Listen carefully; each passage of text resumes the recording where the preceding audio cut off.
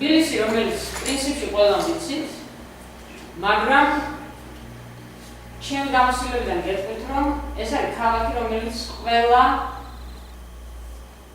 ასე ვთქვათ, შემოვლაზე რაღაც ახალს გთავაზობს. დღესაც კი. თუმცა იყო პერიოდი, როდესაც ეს სიახლეები უფრო უხვად იყო ამ ქალაქში, ვიდრე ეს ჩვენ თაობას დაგვხვდა. ამდენად, როდესაც საუბარია თავად თბილისურ ტრადიციებზე, ჩვენ უნდა ცოტა წარსულში გადავინაცვლოთ და უნდა ვთქვათ, რომ ეს არის ქალაქი, მიუხედავად იმისა, რომ აწმყოში ვსაუბრობთ. ჩვენ ამ შემთხვევაში წარსულს გულისხმობთ, მაგრამ ალბათ ლექციის ბოლოს მიმიხვდებით, რატომ ვსაუბრობ მე აწმყოში. ეს არის ქალაქი, რომელიც არის კულტურათა შეხვედრის ადგილი. ყველა მოგზაური, ყველა გეოგრაფი, ყველა საინტერესო პიროვნება, რომელიც ამ ქალაქში ყოფილა, დააობს იმ საკითხთან დაკავშირებით, როგორი ქალაქია ეს. აღმოსავლური, ევროპული, საკუთრივ ქართული, თუ ასე შემდეგ. გრიშაშვილი, რომელიც არ ვიცი, ალბათ ყველაზე დიდი მოტრფიავებელი იყო აი ამ ჩვენი ქალაქისა და იმ წარსულისა, რომელიც თბილისს ჰქონდა, ამბობდა, რომ თბილისი ნერვია ქართველთა ჯანისაო, აი ამას ამბობდა. და ამით ხაზს უსვამდა, რომ ეს იყო ქართული ქალაქი. თუმცა გრიშაშვილმა ძალიან კარგად იცოდა, რომ აქ მხოლოდ ქართულ კულტურაზე არ იყო საუბარი, იმიტომ რომ თბილისური კულტურა ეს არის სხვა კულტურა და ქართული კულტურა ეს არის ცოტა სხვა კულტურა. მიუხედავად იმისა, რომ რა თქმა უნდა თბილისური კულტურა ზოგად ქართული კულტურის განუყოფელი ნაწილია. მაგრამ თუ ვამბობთ, რომ ეს არის უნიკალური ქალაქი თუნდაც იმით, რომ ამ ქალაქს აქვს ქალაქური ფოლკლორი, ასე ვამატებთ, რომ ეს ქალაქური ფოლკლორი მარტო ამ ქალაქს აქვს და არა სხვა ქალაქებს საქართველოში, თბილისზე უფრო უძველეს ქალაქებს საქართველოში, ამით ხაზს უსვამთ იმას, რომ ეს ქალაქი თავად არ იყო ყოველთვის გამორჩეული. რა იგულისხმება ამაში, რომ თბილისი არის უნიკალური ქალაქი? იმით, რომ ამ ქალაქს აქვს განუზომლად დიდი ზომიერების ბზნობა. რაც გამოიხატებოდა იმაში, რომ ტრადმოსული კულტურა თუ ასე ვთქვათ, იმ ხალხების კულტურა, რომლებიც კომპაქტურად ცხოვრობენ თბილისის ტერიტორიაზე, მათი მოტანილი კულტურა, აი ამ კულტურებიდან თბილისი, აი ამ ზომიერების გრძნობის ხარჯზე იღებდა მხოლოდ იმ დოზირებულ კულტურის ნაწილს, რაც საჭირო იყო საკუთრივ თავისი თბილისური კულტურის გასამდიდრებლად და რაც ზუსტად იცოდა, რომ არ წავეკავდა აი ამ თავის თბილისურ კულტურას. ამიტომ არის, რომ აი ამ კულტურათა ნაზავი არ არის თბილისი. ეს არის კულტურათა შეხვედრის ადგილი და არა კულტურათა აღრევის ადგილი, იმიტომ რომ ერთი კულტურა მის წინამდებარე კულტურას არ ანადგურებს და მხოლოდ როგორც გითხარით, რაღაც დოზირებული პროცენტით იღებს და თავისაში არა უაპელაციოდ, არამედ თავისებურად გარდაქმნის მას. ხდება რომ ცოტა რთულად ვსაუბრობ, მაგრამ მინდა გითხრათ, რომ აი რომ ავიღოთ მაგალითად ის ტრადიცია, რომელიც ძალიან თბილისური იყო, არა? აშუღების ტრადიცია. აშუღი არის ადამიანი, რომელიც ექსპრომტად, როგორც წესი, ამბობს ლექსს და ზოგ დროში ამ ლექსს ის რაღაც კონკრეტულ მუსიკალურ საკრავზე, ვთქვათ, სიმღერად გარდაქმნიდა ხოლმე. აი ეს აშუღური კულტურა, რასაც ჩვენ დღეს სპარსულ ბაიათს ვეძახით, ახსნილი აქვს გრიშაშვილს თავის ლიტერატურულ მოხმარებაში და ის ამბობს, რომ თუ თბილისურ მუხამბას, ანუ აი ამ სპარსულ ბაიათს, რომელსაც თბილისში თბილისური მუხამბასი დაერქვა, მოვასმენინებს სპარსელებსო, ისინი იტყვიან, რომ ეს არ არის სპარსული ბაიათი. მაშინ, როდესაც აი ამ თბილისურ მუხამბას მოვასმენინებს ქართველებს, ქართველები გეტყვიან, რომ ეს არ არის ქართული სიმღერა. მაგრამ არც ერთი ყოფილა და არც მეორე, მაგრამ ეს ყოფილა საკუთრივ თბილისური კულტურა. თბილისური მუხამბასი. საქმე ის არის, რომ როგორც მუსიკალური ქარგა, ასევე ტექსტი ძალიან განსხვავდება თბილისური მუხამბაზისა, აი ამ სპარსული ბაიათისა. ეს ნიშნავდა იმას, რომ პოპულარული იყო, თქვათ, აი ასეთ თბილისის ტრადიციიდან გამომდინარე, პოპულარული იყო ეს თბილისური მუხამბაზი ამ ქალაქში. მაგრამ ნუ იფიქრებთ, რომ მას ყველა ფენა, ასე ვთქვათ, თუ ყველა ფენის წარმომადგენელი ითავისებდა. თბილისი არის ის ადგილი, სადაც, როგორც გითხარით, სხვადასხვა კულტურებს ერთდროულად, ერთ ეპოქაში თანაარსებობა შეუძლია, მაგრამ მას აი ამ რაღაც კულტურებს თავისი მიმდევრები და თავისი მხარდამჭერები ყავს. შემთხვევაში ეს იყო ხოლმე ხანდახან არა ბრძოლის, არამედ შესაძლებელია ესეთი კონკურენციის საგანი. მაგალითად იყო ორი ორბელიანი ოცნამეტე საუკუნეში, ერთი გრიგოლ ორბელიანი, მეორე მისი ბიძაშვილი ვახტანგ ორბელიანი. გრიგოლ ორბელიანი, რომლის არც ერთი ნადიმი, არც ერთი სუფრა, ასე ვთქვათ, არ შედგებოდა თუ არა აი ეს თბილისური მუხამბაზი, არა? მისი პოეზიაც აი ამ თბილისური მუხამბაზით არის გაჟღენილი. და იყო მეორე ვახტანგ ორბელიანი, რომელიც პირიქით უყვარდებდა ეს თბილისური მუხამბაზს და მან ერთ-ერთი სპექტაკლი, სადაც ფონად გამოყენებული იყო ეს თბილისური მუხამბაზი, ამ ეწოდებული სპარსული გაიათი, პროტესტის ნიშნად დატოვა და თქვა, რომ ეს მუსიკა მაგონებს სპარსელების შემოსვლა საქართველოში. მაგრამ პროტესტის ნიშნად ხტოვებდა და წავიდა. ანუ აი ასეთი ცალსახად ერთგვაროვანი თქვათ დამოკიდებულება არ იყო ამის მიმართ, მაგრამ როგორც გითხარით, არ შეასაძლებდა ეს ქალაქი ყველა ფენს. და არ შეასაძლებდა იმ თვალსაზრისით, რომ აი ამ სპარსულ, ანუ თბილისურ მუხამბაზთან ერთად ძალიან პოპულარული იყო იტალიური ოპერა, რუსული რომანსი, ქალაქური სიმღერა და რა თქმა უნდა ის მრავალხმიანი ქართული სიმღერა, რომელიც ზოგადად საქართველოში არსებობდა. ამერად ყველას ჰქონდა არჩევანის საშუალება და ყველა ფენისთვის ეს ქალაქი ქმნიდა ისეთ ატმოსფეროს, რომ აი ამ იტალიური ოპერასაც ჰქონოდა, თქვათ, ყოლოდა გულშემატკივარი და თქვათ რუსულ რომანსაც. იმ შემთხვევაში თუ ეს ყველაფერი ერთმანეთს უპირისპირდება. იტალიური ოპერა ძალიან მნიშვნელოვანი იყო არა მხოლოდ აი ამ ოპერის თვალსაზრისით თბილისისათვის, არამედ იმ თვალსაზრისით, რომ ეს იყო ერთგვარი თავისუფლების კუნძული თბილისში და ის მდებარეობდა როგორც მოგეხსენება დღევანდელი თავისუფლების მოედნის ტერიტორიაზე, იქ სადაც ახლა ეს გიორგის ობელისკის შადრევანი რაც არის დგას იმ ტერიტორიაზე.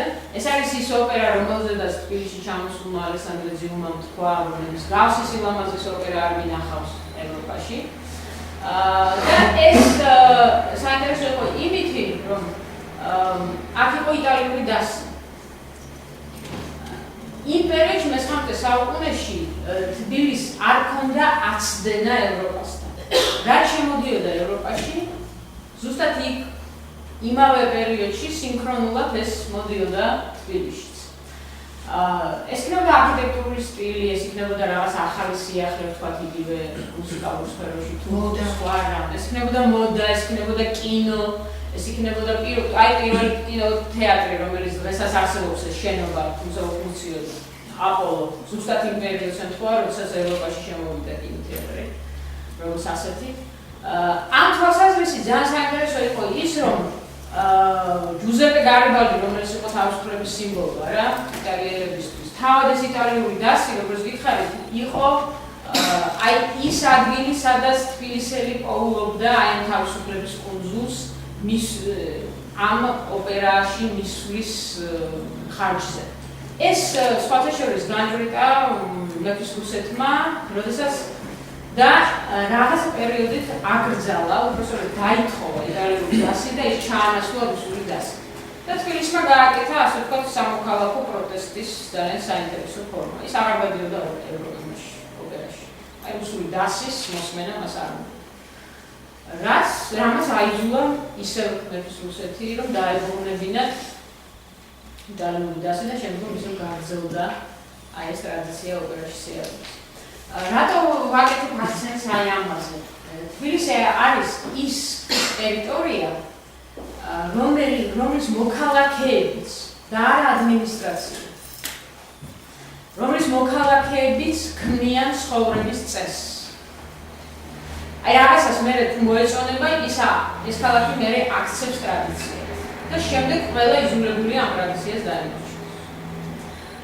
ტრადიცია გამოიხატებოდა ყველაფერში, ყოფით ცხოვრებაში, ერთმანეთთან ურთიერთობაში. აი ყოფით ცხოვრებაში იყო ერთი საინტერესო მოვლენა, როდესაც დღევანდელი მეგონი გორგასლის მოედანი ქვიაო, ჩვენ უფრო მეიდნის სახელით ვისმენთ რა ამ ტერიტორიას. რადგან მეიდანზე იდგა დიდი ყაფანი. ყაფანი ეს არის დიდი სასწორი სახელწოდება. თუ ამ ყაფანზე 12 საათამდე აღმართული იყო წითელი ავანი, ანუ წითელი დროშა, ეს ნიშნავდა იმას, რომ ვაჭრობდა გლეხი და თბილელი. თბილელი ანუ თბილისელი. 12 საათის შემდეგ, როდესაც ეს დროშა დაეშვებოდა, ეს ნიშნავდა იმას, რომ ვაჭრობდა ისე ის გლეხი, არა თბილისელთან, არამედ უკვე გადამყიდველთან. ვექორვაჭერდა. არც ერთ გადამყიდველს აზრად არ მოუვიდოდა, ვერ გაბედავდა რომს მოსვლოდა აზრად, რომ ისულიყო 12 საათამდე, როგორც რიგითი თბილისელი, და უფრო შეღავათიანი ხასიათი და ის პროდუქტი, რომელსაც 12 საათის შემდეგ ეკიდა. აი ეს არის ის ტრადიცია, რომელსაც აყალიბებდა არა ადმინისტრაცია, არამედ ეს ქალაქი, ამ საზოგადოების წყალობით, რომლებსაც ერქვათ თბილელები, დღევანდელი გაგებით თბილისელები. მაგრამ ამ თბილელებშიც იყვნენ რაღაც, ასე ვთქვათ, სოციუმები, რომლებიც აი ამ ყველაფერზე პასუხისმგებლობას საკუთარ თავზე იღებდნენ. ესენი პირველ რიგში, რა თქმა უნდა, იყვნენ ყარაჩოღელები. და ჩვენ შეიძლება აი ეს ფოტო ახლა დავსრულდეს ამ თვალსაზრისით. ვინ არის ყარაჩოღელი? ყარაჩოღელი არის მოქალაქე, ქალაქის სრულუფლებიანი წევრი, მაგრამ ეს არის დაბალი ფენა, ეს არ არის თავადი და ეს არ არის აზნაური. ეროვნული თვალსაზრისით ეს არის ძალიან ჭრელი სოციუმი. თუმცა უნდა ითქვას ერთი რამ აი ამ ტრადიციიდან და უნიკალურობიდან გამომდინარე, რომ თბილისში და მართლა ასე იყო. არ აქვს მნიშვნელობა გაეროვნებისათვის.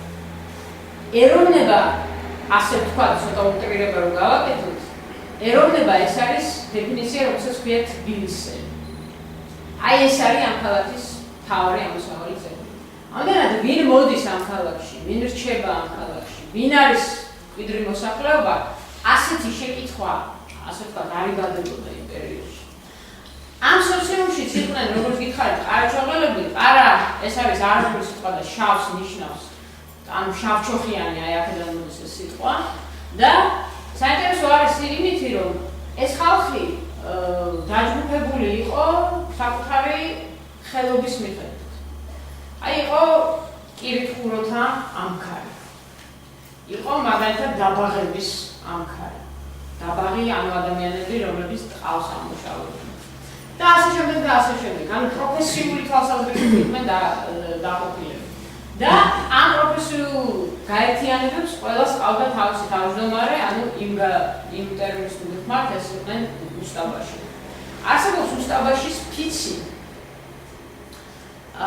უпроსორეთ შეგირდის ფიცი, რომლის შემდეგაც უსტაბაშის, ასე ვთქვათ, გალავწუნების შემდეგ და ეს ტრადიცია იყო, როგორ იღებდნენ ამ ხარში წევრად, შეგირდი ხდებოდა სრულუფლებიანი წევრი. ეს ფიცი დღეს რომ წაიკითხოთ, ეს არის საოცარი ტექსტი იმ თვალსაზრისით, როგორ აზრებს პირობას ნომინანტი ადამიანი, რომელსაც სურს, რომ აი ამ ამქრის წევრი გახდეს, უსტაბაშს, რომ ის იქნება სამართლიანი. ის არ მოატყუებს, ასე ვთქვათ, არავის თავის საქმიანობაში, ის იქნება თბილისის მოყვარული და ასე შემდეგ და ასე შემდეგ. ეს ტექსტი არსებობს. საინტერესო არის ის, რომ თავად ამ ხალხს გარდა იმისა, რომ თავისი ხელოვნება ჰქონდათ, ძალიან ურთიერთგატანის დიდი ტრადიცია ჰქონდათ. და ეს გამოიხატებოდა იმაში, რომ თუ აი ამადგან რომელიმე გარდაიცვლებოდა, ამქრის წევრი გარდაიცვლებოდა და ამ ამქრის გარდაცვლილ წევრს ოჯახში რჩებოდა ვაჟი, ეს ვაჟი სადღაც დაახლოებით აი 8 წლის ასაკში მიყავდა ამქარს, იმ ამქარს, სადაც მამა მუშაობდა თავისთან. რაც ნიშნავდა იმას, რომ ამ ბავშვს ასწავლიდნენ ხელობას. ისევე როგორც თავად იმ გარდაცვლილი ამქრის წევრის ოჯახს რაღაცა პერიოდულობით იქნებოდა ეს კვირაში ერთხელ თუ იქნებოდა ეს 10 დღეში ერთხელ მისდიოდა სანოვარი სახნა და კონკრეტულად არავინ არ იცოდა კონკრეტულად ვისი მოტანილი იყო ეს, მაგრამ ყველამ იცოდა რომ ეს იყო აი ამქრის წევრების მოტანილი, სადაც თავის დროზე ის გარდაცვლილი ამქრის წევრი მუშაობდა. საინტერესო არის იმითიც რომ აი ეს ვერცხლის ხანანჯლები, რასაც თქვენ აქ ხედავთ ახლა მათზე რა. აი ეს არის მთელი მიზანი მათი საქმიანობისა. ამქრის ნებისმიერი წევრი მუშაობდა თუნდაც მარტო იმისთვის, რომ შეეძინა აი ესეთი ვერცხლის ხანა. იმიტომ რომ იცოდა წინასწარ რომ მისი გარდაცვალების შემდეგ თუ ოჯახს არ ექნებოდა დაგზავნოს ხარჯები, აი ეს ვერცხლის ხამარი დაწრიალდებოდა ისევ ამქრის წევრთან წრეში და იმ ასე ვთქვათ მიღებული თანხით ოჯახი შეძლებდა მის დაგზავნის მთელ აი ამ პროცესის გადახდას ფინანსური თვალსაზრისით. დიამეტრალურად სხვა სოციუმი არის კინტოს სოციუმი. კინტო და ყარაჩაღელი ეს არის ურთიერთდაპირისპირებული მხარე, არ არსებობს ასე ვთქვათ ცხოვრების ის წესი, რომ ყარაჩაღელი გამხდარიყო კინტო, ან კინტო გამხდარიყო ყარაჩაღელი, ეს სხვადასხვა რაღაცა. თუ ამ ტიპის ადამიანებს საკუთარი საქმიანობა, საკუთარი სპეციალობა ჰქონდათ და მთელი ცხოვრება ამ საქმიანობით ირჩენდნენ თავს, კინტო სხვა რამე. კინტო არის ადამიანი, რომელიც ვაჭრობს, მაგრამ ის არ არის ვაჭარი. ეს სხვა რაღაცა. ის არის ადამიანი, რომელიც ვთქვათ გამოსულია ქალაქში, რომელსაც აი ამ თაბახზე და თაბახი არის დიდი თებში რო წარმოიდგინოთ, უწყია გასაყიდი ვთქვათ რაღაც ან წვანილი, ან თევზი მტკვრიდან დაჭერილი ან რაღაც ესეთი და დარბის და ყიდის აი ამ ყველაფერს.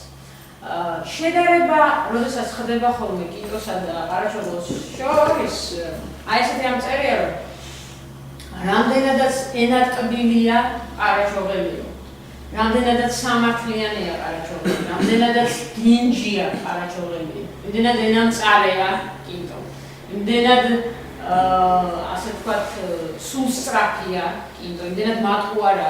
ყარაჩაღელისგან პირდაპირ უნდა ასე ვთქვათ პირდაპირ გეუბნება თუ ის რაღაცაზე გაბრაზდა და ზურგს უკან ის არ მოგეპარებაო ყარაჩაღელზე ასეა თქვა. როდესაც კინტოზე სხვა რამეა, რომ ხანჯალს ზურგიდან უნდა ელოდო. ამ თვალსაზრისით ეს სოციუმები აკეთებდნენ იმას, რომ ერთი და იგივე ტერიტორიაზე ცხოვრობდნენ, მაგრამ ერთგვარი უსიტყვო შეთანხმება იყო, რომ ისინი ერთმანეთს არ კვეთდნენ და თუ გადაკვეთდნენ, მაშინ ყარაჩაღელი თავის მხრიდან სასჯელს გამოუტანდა. ეს სასჯელი არის ძალიან საინტერესო. ყარაჩაღელი იბრძვის როგორც წესი გაშლილი სილით. მაგრამ კინტოსთვის ეს სილა არის ბრმა სილა. ანუ ცოტა უფრო დამამცირებელი. აი ზურგის სილას რო ეძახიან, აი ეს არის კინტოსთვის. მაშინ როდესაც ვთქვათ სხვა სიტუაციაში სხვისთვის ეს არის გაშლილი სილა. გარდა ამისა არის თავად კინტო ეს არის აპატეთ, მაგრამ არატრადიციული ორიენტაციის მამაკაცების თავშეყრის ადგილი. ეს არ ნიშნავს იმას, რა თქმა უნდა, რომ ყველა კინტო იყო არატრადიციული ორიენტაციის, მაგრამ ეს ნიშნავს იმას, რომ აი ასეთი ტიპის ადამიანები, როგორც წესი, სწორედ რომ კინტოთა წრეში მოიაზრებოდნენ ხოლმე. ესეც იყო დაპირისპირების საგანი ყარაჩაღელთან და კინტოსთან, თუნდაც ყოველდღეს. ისინი ჩასმულობითაც გამოირჩევიან ერთმანეთისგან. აი ყარაჩაღელი, რომელსაც ასე ასვია, ხო? თბილისური ტრადიციაა ისიც, რომ თბილისური ჩოხა განსხვავდება ქართული ჩოხისაგან. ამ ჩოხას მასრები არ აქვს, ხო? ამ ჩოხაზე არ არის სავალდებულო ხანჯარი ჰქონდეს, თუმცა კარგი სავალდებულოა რომ ქამარი ჰქონდეს, მაგრამ არა ხანჯრის, არა? ეს ჩოხა არ არის შეკონული. როგორც ვთქვათ, ეს აღმოსავლურ თუ დასავლურ ჩოხაში ვიცით ჩვენ. არის ეს გახსნილი კაბა, რომლის ფიქსაციასაც აკეთებს აი ეს ხანჯარი. საინტერესო არის ისიც, რომ ეს ადამიანები რაღაცის უფლებას აი რაღაც სისუსტეების გამოვლენის უფლებას არ აძლევდნენ საკუთარ თავს. მაგალითად ყარაჩოღელები აი ასე დადიოდნენ ზამთარშიც და ზაფხულშიც. ეს წარმოიდგინეთ რომ ეს არის მაუდის ან შალის ჩოხა, რომელიც თბილისის ხავიდან გამომდინარე ძალიან ცხელია ზაფხულის პერიოდში რა. მაგრამ მთელი ხიბლი თქვათ აი ამ სოციუმისა არის ის, როგორც გითხარით, რომ რაღაც სისუსტეების უფლება საკუთარ თავს არ აძლევდნენ და ისინი ზაფხულშიც ასე დადიოდნენ. ანუ ცოტა ესე რომ თქვათ იუმორული კუთხით ყარაჩოღელს ეგააკლია დაცხეს ზაფხულში. ამიტომ დადის აი ასე. და ზამთარში ეგააკლია რომ შეცვლიდეს. აი ამიტომ ზამთარში დადის აი ასე. მაშინ როდესაც კინტოს ამისთვის არც უფიქრია, არც შეეწუხებდა თავს რომ შეციებოდა და პირიქით. კიდევ ერთი მომენტი არის ის, რომ თავად კინტოები, თავად აი ეს სიტყვა, კინტო სალამზღავი სიტყვა იყო ქალაქში. თუ ვიღაცის დამცირება გინდოდა, შეიძლება გეთქვა, რომ შეკინტო და აი შეიძლება ყველაფერი დამთავრებული. მაგრამ მათ ისინი ცხოვრობენ თავისი წესით. სხვა საქმეა რომ ამ წესს ქალაქი აზიარებდა. ისინი ერთობოდნენ თავისი წესით. ისინი სიმღერებს ქმნიდნენ და ის ძალიან ცნობილი სიმღერა, რომელიც ეხლაც არის პოპულარული, პატარა ბიჭი დამეკარგა წითელ პერანგა, ეს არის კინტოების სიმღერა თბილისში. კიდევ არის საინტერესო. თავად გაშარჟებულია ეს ტიპი ქალაქში, მაინც, იმიტომ რომ ძალიან ბევრი ანეკდოტი დადიოდა იმ დროს კინტოებს. და ზოგჯერ და უფრო ხშირად მართალი ამბავის კი მე ანეკდოტად ვრცელდებოდა ქალაქში. მაგალითად იყო ესეთი ნამდვილად მომხდარი ამბავი, როდესაც კინტო და თუ გავიხსენებთ იმას, რომ ისინი სულ სამას ეჩქარებოდნენ და ძალიან სწრაფად დადიოდნენ. კინტო მოდიოდა ერთი ქუჩის დასაწყისიდან და მეორე ქუჩიდან და ეს ქუჩები საბოლოო ჯამში ერთმანეთს კვეთდნენ, მოდიოდა ნიკო ბური. ნიკო ბური ის ისტორიული პიროვნება, რომელიც ბურების დასახმარებლად აფრიკაში წავიდა კონტინენტზე, გვახსოვს ალბათ ყველას, ხო? და ისინი ერთმანეთს ვერ ხედავდნენ. აი ეს დინჯად მომავალი ნიკო ბური და ეს სწრაფად მომავალი კინტო შემდეგ აი გზის შესაყართან ერთმანეთს შეეჯახა და ეს კინტო წაიქცა თავისი თაბახით და დაუცვირდა ის რაღაცა რასაც ყიდდა და დაინახა რომ მის წინ დგას უზარმაზარი კაცი. და ნიკო ბურზე ამბობდნენ რომ ის იყო ძალიან მაღალი 2 მეტრამდე თუ 2 მეტრით არ ვიცი ძალიან მაღალი ბრგე ვაჟკაცი და გაუკვირდა აი ამ ხელ ადამიანის დანახვა კინტოს და უთხრა ასეთი ფრაზა რომელიც მე ანეკდოტა დადიოდა თბილისში რომ თუ ადამიანი ხარო ხმა მოიღო და თუ ტრამვაი ხარ დარეკე მაინც ასევე მართლა მომხდარი ამბავი, როდესაც სტრაჟნიკებმა ეს კინტო გაალახეს ვორონცოვის მოედანზე, აი შავს ხილს რო გადავალთ, ეხლა მე მგონია ზაბრუგენის მოედანი. ვორონცოვის მოედანი იმიტომ იყო რომ იქ პირველი ქანდაკება თბილისში ვორონცოვის ქანდაკება. და ეს გაალახული კინტო აგდია ამ მოედანზე და ამბობს ასეთ ფრაზას რომ რა უსამართლო ქვეყანაში ცხოვრობ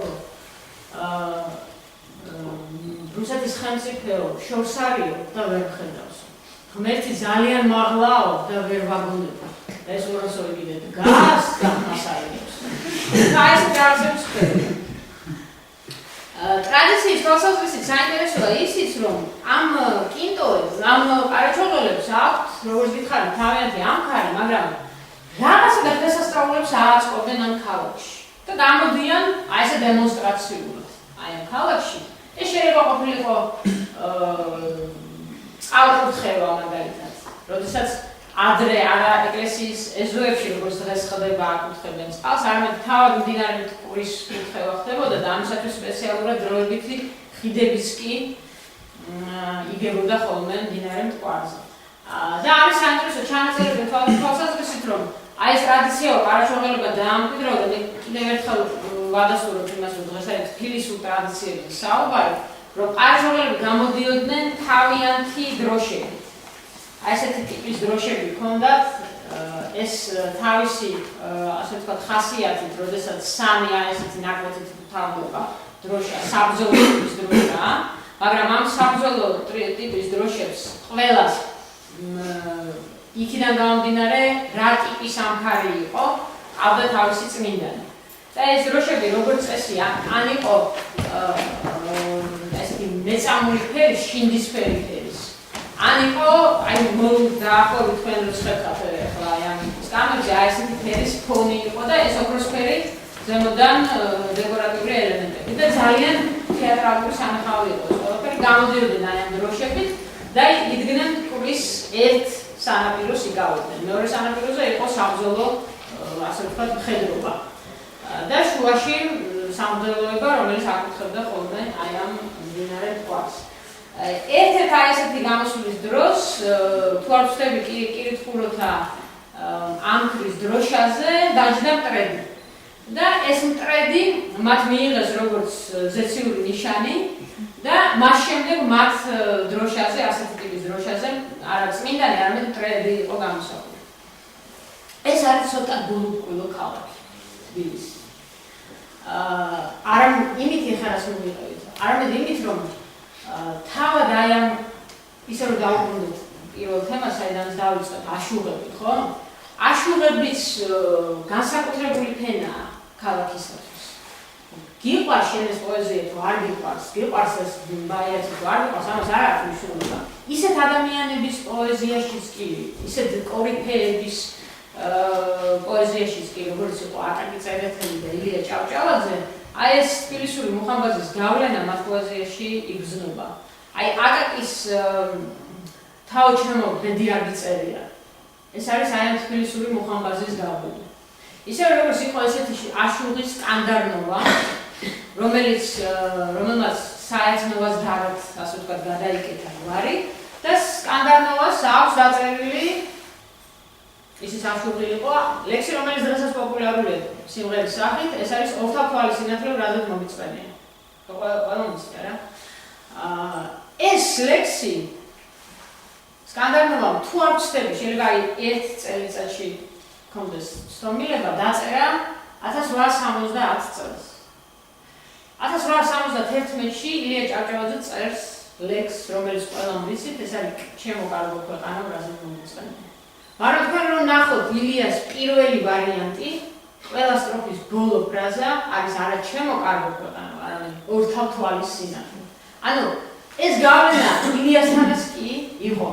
აკაკისთან ეს მაჯამებით დამთავრებული ლექსი, არა, სერზეთ შევდებ ჭმუნი სალი მენელ, არა, აი ეს გავლენა. რაც შეეხება ილიას აი ამ ლექსს, რა თქმა უნდა, ეს არ არის პლაგიატობა. იმიტომ რომ თბილისში მით უმეტეს აშუღების შემოქმედება აი ესეთი კოსმოსური სისწრაფით ვრცელდებოდა. თბილისმა ერთი წლით ადრე იცოდა ეს ფრაზა და როდესაც ეს ფრაზა ილიასთან ნახა, არ გაკვირვებია. იმიტომ რომ პლაგიატიზმი არის მაშინ, როდესაც რაღაცას ვიღაცის ნათქვამს შენთან წაიღებ და არ მიუთითებ წყაროს. ეს წყარო თბილისმა იცოდა ერთი წლით ადრე რა იყო. ამიტომ არ გაკვირვებია ილიასთან აი ამ ფრაზის ნახვა. თუმცა შემდეგ ილიამ ვფიქრობ უფრო დახვეწა ის და აი ეს რაღაც სლოგანი, რომელიც საუკუნეებს გაძლევს ალბათ. ჩემო კარგო ქვეყანა, რაზეც მომიწყენია, აი ასეთი ფორმულირებით მოხდა. დატირების წესი, რაც მერე ტრადიციათა იქცა თბილისში.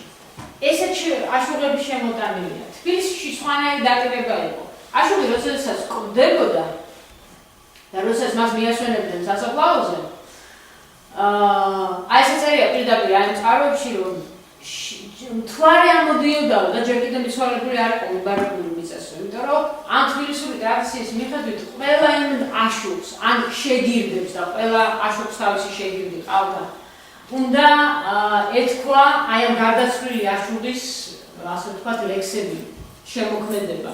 და ზოგიერთი შემოქმედება იმდენად დიდი იყო და იმდენად გრძელი იყო, რომ აი მთვარე ამოდიოდაო და ჯერ კიდევ მიბარებული არ იყო მიწასო. შემდეგ როდესაც მიწას მიაბარებდნენ, ესე ტრადიცია იყო, რომ იქ მყოფნი თავის მუსიკალურ საკრავებს დებდნენ ამ მიწაზე, იმ მოტივით, რომ ის მადლი, რომელიც ჰქონდა ამ გარდაცვლილ ადამიანს, გადასულიყო მათ მუსიკალურ საკრავებს. მეკითხავთ, რომ ეს არის ძალიან მიამიტურად, აი ბავშვურად მიამიტური ქალაქი. რატო? იმიტომ რომ როდესაც ეს აშუღები, კი არა, ეს პროცესია უკვე ღამე თბილისში ბრუნდებოდა ანთებული ჩირაღდნობით. ეხლა თქვენ ეს პროცესია უბრალოდ წარმოიდგინეთ ვიზუალურად, ეს სამეხავი იყო. როგორი თეატრალიზირებული იქნებოდა წარმოიდგინეთ ქალაქისთვის ეს სცენა, როდესაც უამრავი ადამიანი ანთებული ჩირაღდნობით ღამე უკან ბრუნდება და შემდეგ აი ესეთი როტაციის პრინციპით გარდაცვლილი სახლში უთენებდნენ 40 დღის განმავლობაში ღამეს. და იყო ესეთი აშუღი ხაზირა, რომელმაც თბილისში დაამკვიდრა თავისი ახალგაზრდა ქართველი შეგირდის გიგო, გვარი არ არის ცნობილი, გიგოს გარდაცვალებაზე დაამკვიდრა პირველად 16 დუდუკით დადირება, რომელიც შემდეგ იქცა ტრადიცია.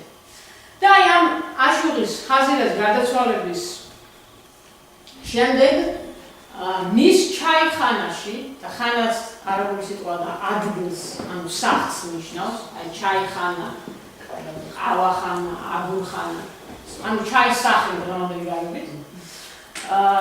ეს ჩაიხანა მას ჰქონდა აი ამ ვორონცოვის მოედანზე, რომელსაც ერქვა საიათნე. და აი ამ ჩაიხანაში მისი შეგირდები ათანებდნენ ღამეს. და ეხლა გამოვიდა ასეთი ხმა, რომ ყოველ ღამესო 12 საათის შემდეგო ხაზირას დაირაო, იმიტომ რომ დაირაზე უკრავდა ის, რომელიც ედელზე კიდეაო, გადმოდისო აი ამ კაუჭიდანო, ბრუნს აკეთებსო ხაერშიო და იწყებს ხაზირას სიმღერების მღერასო. და თბილისში ეს ჯეროდა. ისე როგორც ჯეროდათ, რომ ახალ მთვარობაზე წყურის დინება ჩერდებაო. და თუ მოასწარდა ეს მომენტი ნახე, რომ გაჩერდა წყურის დინებაო, არა? მთელი ცხოვრება სხვანაირად წავიდა. ისე როგორც ჯეროდათ, რომ მეტეხის ხის ქვემოთ ცხოვრობდა გველეშაპი, რომელიც ისროდა მარგალიტის ქვებს. და თუ აი ეს ქვა იპოვეო, მარგალიტის ქვა იპოვეო, აი როგორც ოქროს თევზი, რასაც ჩაიფიქრებ, ყველაფერი აღსრულდება. აი ასეთი იყო ეს ქალაქი. შეიძლება ისეთ როგორი იყო? თავად იგონებდა რაღაცას, თავად იჯერებდა მერე ამას, მერე თავად ყვებოდა 10 წლების მანძილზე და ახალ თაობას აძლევდა ამ ინფორმაციას და იმათად ჯეროდა, იმიტომ რომ უფროსები ეუბნებოდნენ ამას, თავად იგონებდა რაღაც გასართობებს და ეს გასართობები შეიძლება ყოფილიყო ცოტა უცნაური. აი მაგალითად თბილისიური ტრადიცია, კრივის ტრადიცია ჰქონდა ამ ქალაქს ძალიან საინტერესო. თბილისში იყო 3 სახის კრივი. ეს არის მუშტი კრივი, ეს არის ხრიდოლი და ეს არის სალდასტი. აი რა არის? მუშტი კრივი არის ჩვეულებრივი კრივი და ადგილები ჰქონდა თბილისში განკუთვნილი იმისათვის, რომ ეს ყველაფერი სადღაც ასე ვთქვათ განხორციელებინა. ერთ-ერთი ასეთი ადგილი იყო ისტორიული ყაბახი, ანუ შემდგომში ალექსანდრეს ბაღი, დღეს რა აპრილს გაგვიქვია ამ ტერიტორიაზე. აი ეს იმართებოდა მუშტი კრივი.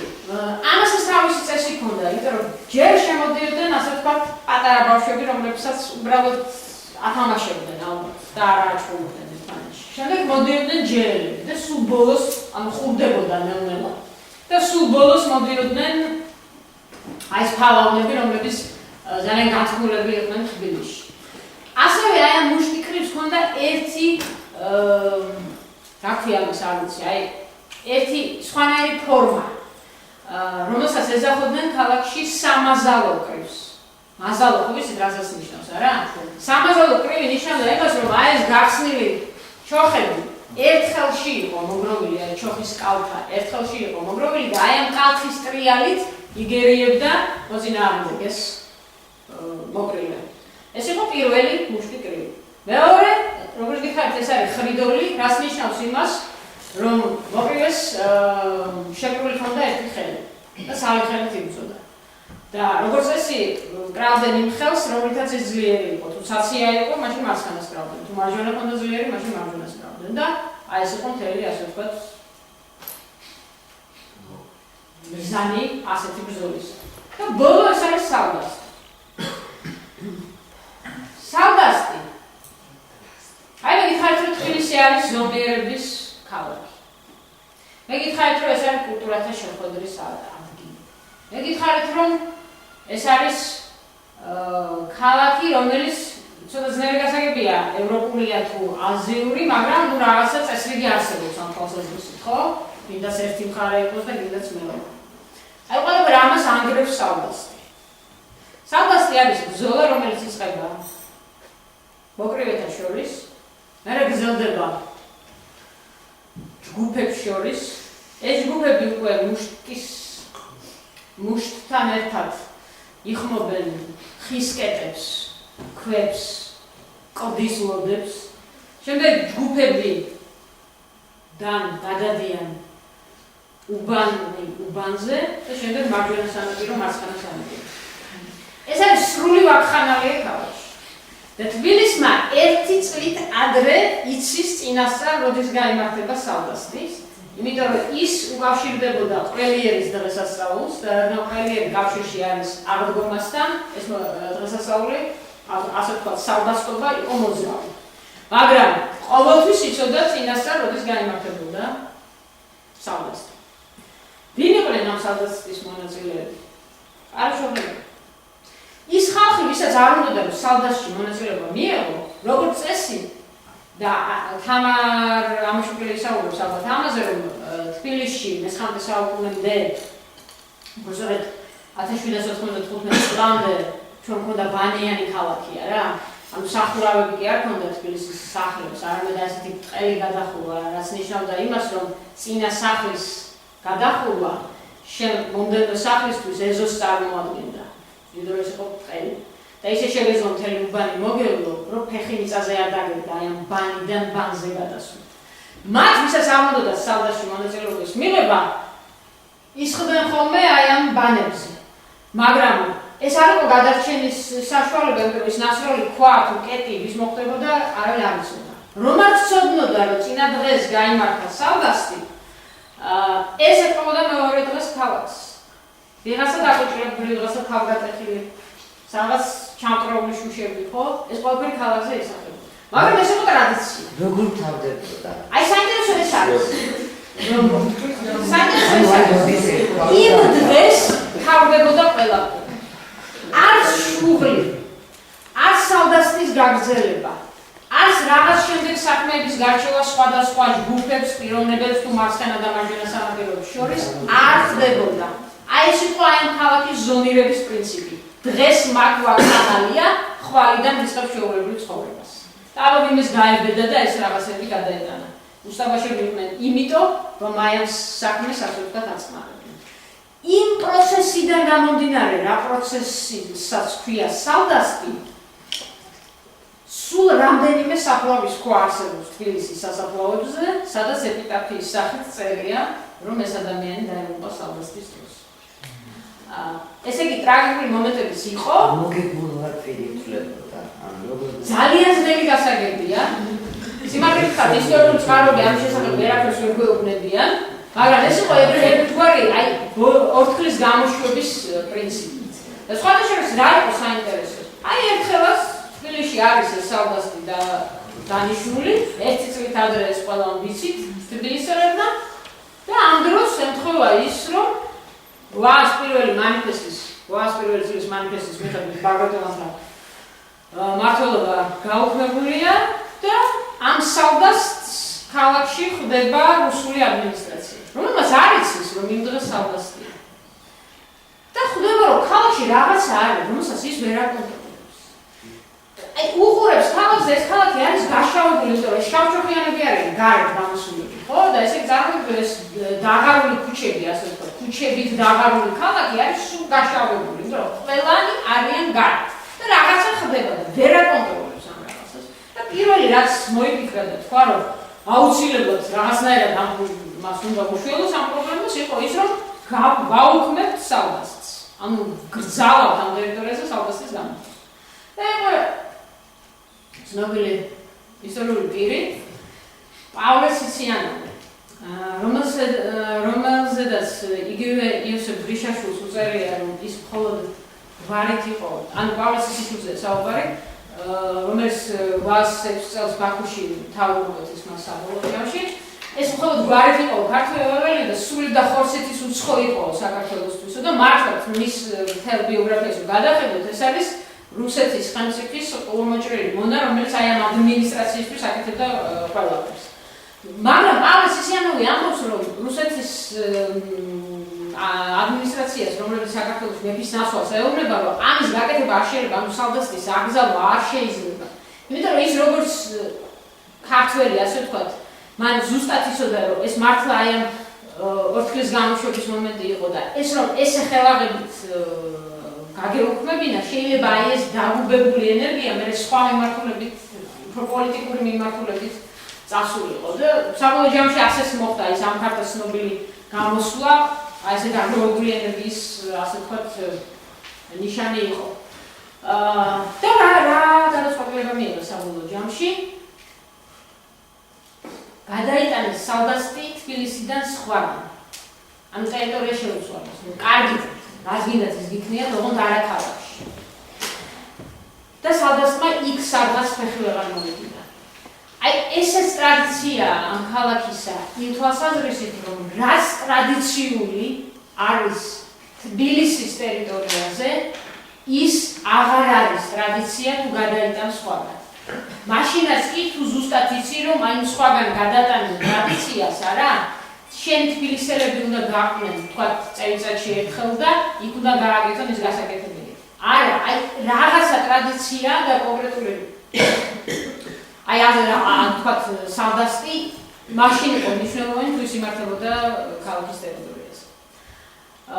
კიდე რა შეიძლება თქვა ენა ეს ქალაქი ქმნის თბილისურ ენას. თბილისურ ენას, რომლის დამამტკიცებელ საბუთად თუ ჩემი არ გჯერათ, გამოდგება გრიშაშვილის ქალაქური ლექსიკონი. რომელიც თუ არ ვცდებით, ბოლოს 1995 წელს გამოუშვეს და დღემდე იშვიათობა ამ წიგნში ეს წიგნი. ეს არის ქალკანელი წიგნი, სადაც აი ეს თბილისური ასე ვთქვათ, სიტყვები არის გაშიფრული. რა თქმა უნდა, ბუნებრივია, რომ ამ სიტყვებში ბევრი ბარბარიზმია. ან არაბულია, ან ვთქვათ, სომხური წარმომავლობისა, ან თურქული წარმომავლობისა ეს სიტყვები, მაგრამ ეს არის ის ენა, რომლითაც საუბრობდა ქალაქი. ამ ენით არ საუბრობდნენ სხვა ქალაქებში. მაგრამ სხვა ქალაქიდან ჩამოსულს ეს ენა ესმოდა. ანუ ეს არის ტერიტორია, რომელიც ქმნის თავის თბილისურ ენას. აი მაგალითად რა გითხრათ, თამასა. არათუ რაღაც კონკრეტული სიტყვები, არამედ გამოთქმებია წმინდა თბილისური. რაღაცა ვიღაცა რომ რაღაცას კარგად გააკეთებს, არა დღესაც ვამბობთ ხოლმე, რომ თამასა აწიაო, ხო? ანუ აი რაღაც დიდ რანგზე აიყვანა კონკრეტული საქმეო, არა? ეს არის თბილისური გამოთქმა, თამასა. ისე როგორც არის ხო ბიჭები ხართ და შეიძლება გაგიკვირდეთ.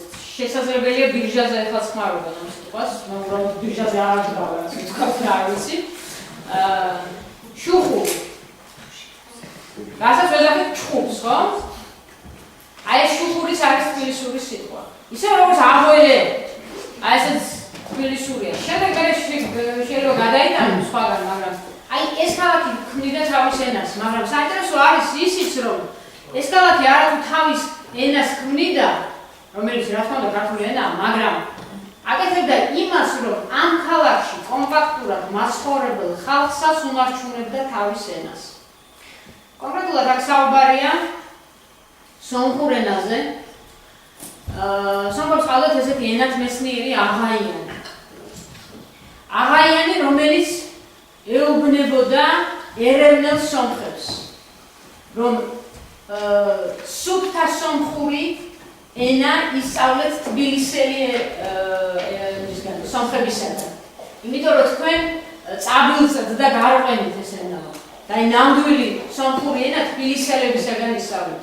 ეს იყო მიზეზი იმისა, რომ ძალიან ცნობილი პიესა სუნდუკიანცის თბილისელი ასე ვთქვათ, პიესებს როცა რაფია დრამატურგი სუნდუკიანცი არა, რომელმაც დაწერა პეპო, რომელიც დაიდგა მერე ძალიან ლამის ყველა იმაში თეატრში. ეს ის რომელი სპექტაკლია, აი მედე ჩახავა და ეროს მანჯგალაძე რომ ერთმანეთს შავშავით ხავით და სახეზე რაღაც.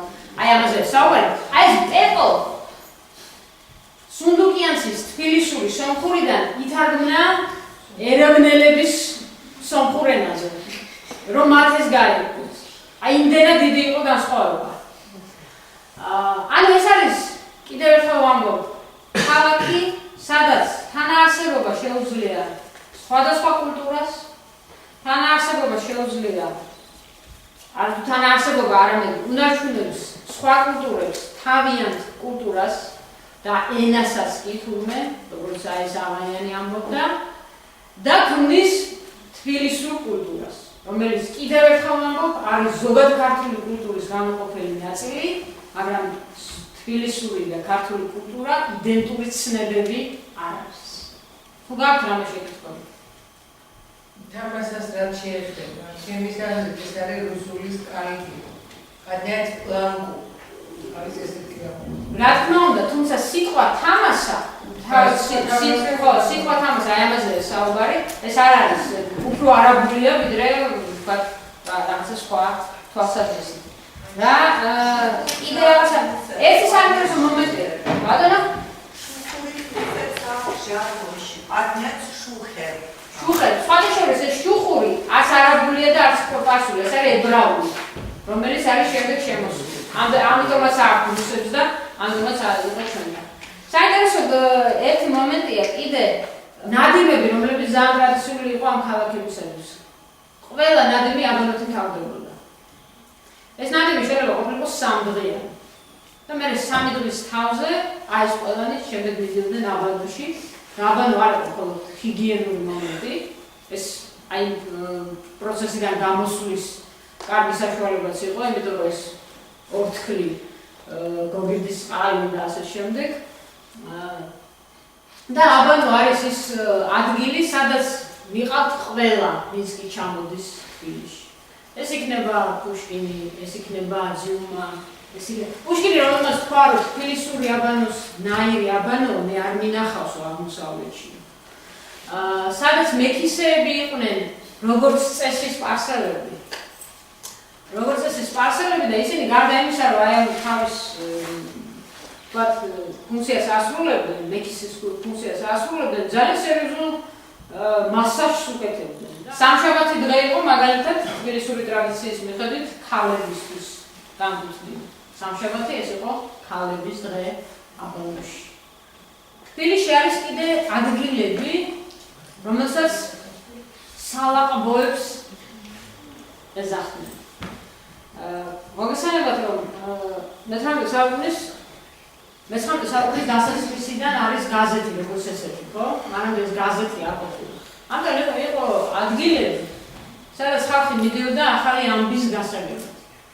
ასეთი იყო მაგალითად დღევანდელი ელექტროს მოედანი, ერთ-ერთი სალაყბო. მეორე მაგალითად იყო უფრო მოგვიანებით დღევანდელი თავისუფლების მოედანი. ის ადამიანები, რომლებსაც რაღაც ინფორმაცია მოქონდათ, იმათ ცოტა გვიანდელი ტერმინია, მაგრამ აი ამ ადამიანებს ეძახდნენ ამბავისტებს. იმიტომ რომ ამბავი მოქონდათ. რა ამბავია? აი პირველი რაც შეიძლება აი ამ სალაყბოზე გაგეგოთ, პირველი წინადადება იყო რა ამბავია. ტიპაჟები, რომლებიც ამ ქალაქში ცხოვრობდნენ. აი ეს კლასიკური ასე ვთქვათ მიკიტარი იყო. ასე დუქანია ნამდვილად ხარ. ძალიან ტრადიციული იყო თბილისისთვის ტენტები, ეს არქიტექტურული მხარეა, მაგრამ მაინც ტენტები, რომელიც ძალიან ეფექტური იყო როგორც გაშლილი, ასევე აკეცილის. სამხაროდ ჩვენს აი ამ რეაბილიტაციების პროცესის დროს განსაკუთრებით სადაც იყო შემორჩენილი, იქაც კი დავყარეთ. სარაჯიშვილის პავილიონი, სარეკლამო პავილიონი, ჯიხვი იყო მისი სიმბოლო და იყო მუშტაეთის ბაღში. ეს იყო დროებითი პავილიონი. და შეჯიბრითობა იმდენად დიდი იყო, აი წარმოიდგინეთ დროებითი პავილიონი და რამდენად არის გააზრებული არქიტექტურულად, ვიზუალურად, ხო? ანუ ეს იყო რაღაც აი სარეკლამო მხარე, ვინ რას აკეთებდა. ორდონიანი მტკვარი, რომელიც ჩვენ დავაკარგეთ სამწუხაროდ ქალაქში. ეს არის მშრალი ხიდი, თქვენ რასაც უყურებთ, ეს არის აი დღევანდელი კორტების ტერიტორია, აი აქეთ დაახლოებით ეხლა დგას კულტურის სამინისტროს შენობა. აი ეს ტერიტორია. კუნძული, რომელიც მოიაზრება როგორც მადათოვის სახელით, ხო? მაგრამ მე მინდა ეს რამე გითხრათ, რომ არაფერს აწინააღმდეგო არ აქვს, მithumetes ამ აკამო შილაძის ან გალაქტიონის ცნობილი ლექსის შემდეგ რა პრეტენზია უნდა ქონდეს. თუმცა თეიმურაზმა ერექეს მამამ თავის დროზე კონკრეტული ტერიტორიები გადასცა ორბელიანების გვარს. ეს იყო დღევანდელი კოლონიალობის ბაღი. ეს არის ამერიკის ყოფილი საელჩო, სადაც იდგა ათონის ქუჩაზე ეს ტერიტორია. ეს არის ალექსის უბანი. ანუ ორბელიანების უბანი. ეს არის ალექსანდრეს ბაღის კონკრეტული ტერიტორია და მათ შორის თვითონ მტკვარში კუნძული, რომელსაც დაერქვა ორბელიანის სახელი. ორბელიანის კუნძული ერქვა. ორბელიანებმა ამ კუნძულზე გააშენეს ბაღები. და ეს კუნძული გახდა ძალიან საყვარელი ადგილი თბილისისათვის. აი ამ ტივები თუ ნავებით გადადიოდნენ და აქ მიდიოდა რაღაცა კეიფები ან შეხვედრები ან რაღაც ესეთი. ნელ-ნელა როდესაც ეს გვარი ასე ვთქვათ ფინანსურად დაუზრუნდა, რაღაც ტერიტორიები გაყიდა და მათ შორის გაყიდა მაგათ აი ეს კუნძულიც და იყიდა მადათოვმა, ეს იყო სომეხი გენერალი, თბილისელი გენერალი, რომელმაც ის იყიდა და ამ ტერიტორიას შეხედა ბიზნესის კუთხით. გაჩეხა ეს ბაღები და ეს პატარა ციხელი ასე ვთქვათ გააკეთა და ეს იყო მისი წყარო, ერთ-ერთი წყარო შემოსავლის. ამ თვალსაზრისით თუ რომელ პერიოდში უფრო მნიშვნელოვანი იყო ეს კუნძული თბილისისათვის, მადათოვის ხელში თუ ორბელიანის ხელში, უნდა ვაღიაროთ, რომ კუნძული ორბელიანების ხელში როდესაც იყო უფრო კარგი იყო. ჩემო მატერიალური. ხო, ვერ გეტყვით. ალბათ ჩემთვის უპრიანია, როდესაც მე ვიხსენიებ ამ კუნძულს ორბელიანების კუნძულის სახელით, თუმცა ეს ბევრმა არ იცის და ამიტომ აი ეს განმარტება ყოველთვის მჭირდება ხოლმე. საინტერესო არის იმითაც ეს ქალაქი, რომ აი ყველას გვითხოვს ალბათ, ან მოგვისმენია ფრაზა, რომ თბილისი არის უნიკალური ქალაქი იმ თვალსაზრისით, რომ ერთი ფეხის ნაბიჯზე არის ქართული მართლმადიდებლური, სომხური, გრიგორიანული, მუსულმანური მეჩეთი, სინაგოგა, ხო, კათოლიკური ეკლესია და არის კიდევ ერთი ათეშგა.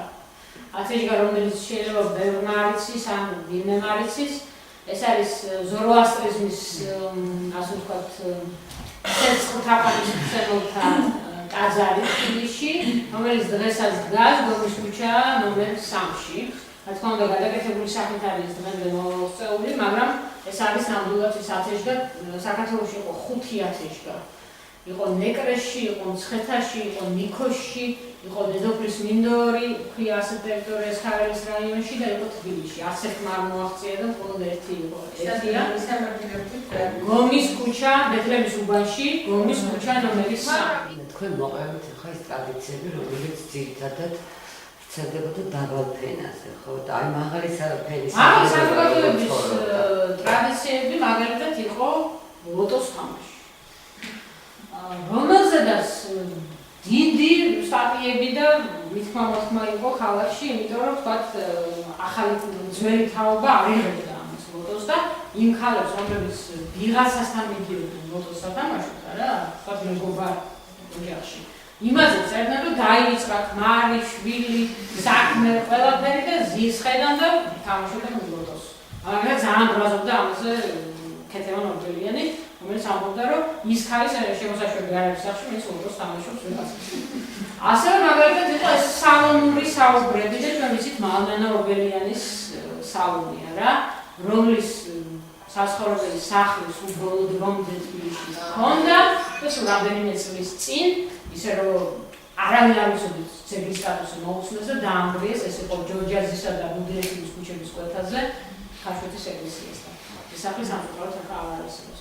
აი უფრო ასეთი ტიპის რომ მე რომ ამბობდი რომ იტალიური ოპერა არსებობდა, ეს იტალიური ოპერა რა თქმა უნდა განკუთვნილი იყო მაღალი ფენის საზოგადოებისთვის, მაგრამ ამ იტალიური ოპერაშიც იყო ადგილები, სადაც დაბალი საზოგადოება შედიოდა. აი ასეთი მკვეთრი გამიჯვნა არ ყოფილა, მაგრამ რა თქმა უნდა იქიდან გამომდინარე რა ფინანსური წყარო ჰქონდა ოჯახს, რა სტატუსი ჰქონდა ქალაქში, აი მაგალითად ფრანგული საფუნთუშე იყო სასახლის ქუჩაზე, რომლის ეხლა რომ მიხართ როგორ არ ვიცი, მაგრამ ხელში ჩავივარ და ეტიკეტი. ფრანგული იმ დროის 1878 წელია, სადაც აწერია სასახლის ქუჩა რომანი და ნომერიც აწერია. სასახლის ქუჩა იყო პატარა მონაკვეთი დღევანდელი რუსთაველიდან თავისუფლების მოედნამდე, რომელიც შემდეგ რეკონსტრუქცია შეეწია. აი ამ საფუნთუშეს ასე ვთქვათ მუშტარი ყოფილა მაღალი საზოგადოება.